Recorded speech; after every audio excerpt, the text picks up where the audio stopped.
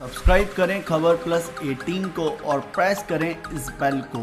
खबरों के लिए बने रहें। सबक लेने की जरूरत है। हम दो तो राजनीति में हैं, विरोध करते हैं। चुनाव चल रहा है, अभी हरियाणा में चुनाव चल रहा है, जम्मू कश्मीर में। कल मैं रजौरी पुंछ के इलाके में था, पाकिस्तान के ठेठ बॉर्डर पर।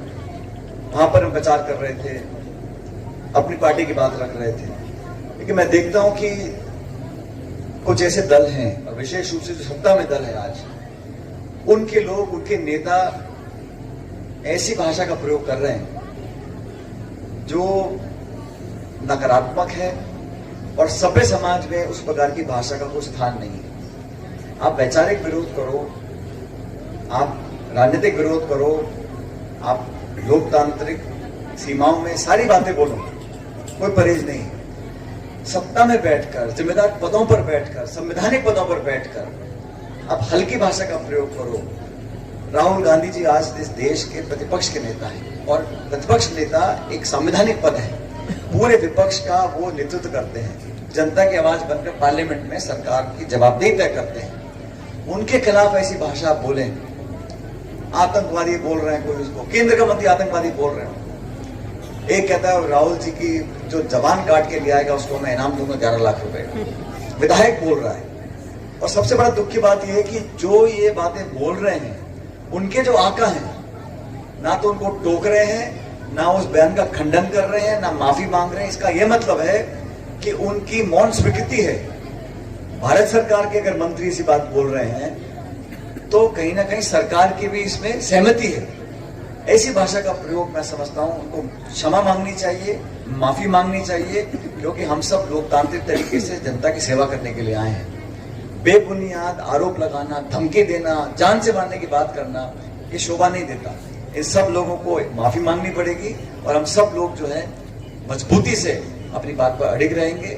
जो आज गरीब है, किसान है, दलित है, पिछड़ा है, जो दूर दराज के इलाकों में रह रहे हैं, वंचित लोग हैं, उनकी बात हम नहीं करेंगे, हम सरकार के जवाबदेही तय नहीं करेंगे, तो फिर देश कैसे आगे बढ़ेगा? तो चंद उद्योगपतियों के लिए काम होगा, नीति निर्माण होगा तो लोगों के लिए, चंद उद्योगपतियों के लिए, कुछ व्यक्तियों के लिए होगा।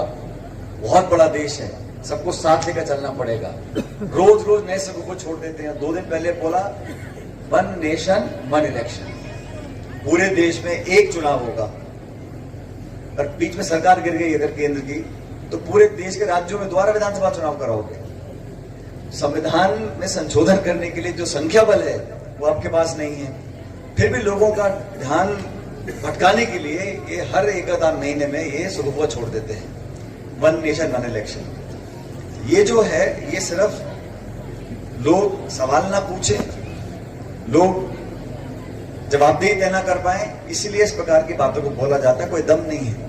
तो केंद्र की सरकार को भी अपनी बातों पर यूटर्न लेना पड़ेगा। मुझे लगता नहीं कि बहुत ज्यादा दम है। और जहां तक मैं देखकर आया हूं, जम्मू कश्मीर के अंदर, हरियाणा के अंदर हमारा दल, हमारी पार्टी बहुत आगे है। हम लोग चुनाव जीतेंगे।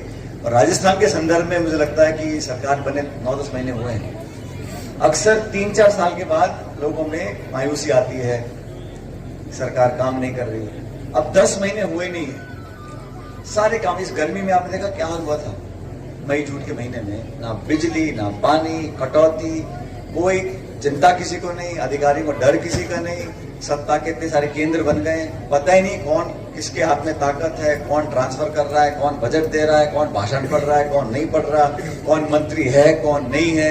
इस भूल भुलैया में टाइम पर बात कर रहे हैं। तो लोगों की उम्मीदों पर खरा हुई सरकार नहीं उतर पा रही, इसका मुझे भी खेद है। आप चिंता ना करें। जहां तक इस क्षेत्र की बात है, आप लोग जो जो काम मांगते रहेंगे, सड़क का, भवन का, उन सब कामों का हम कराएंगे। लेकिन पहली प्राथमिकता ये बच्चे बच्चियां बैठे हैं, अच्छा पढ़ें, अच्छी शिक्षा लें, अपने पैरों पर खड़े हों, और देश प्रदेश का हम सबका नाम रोशन करें।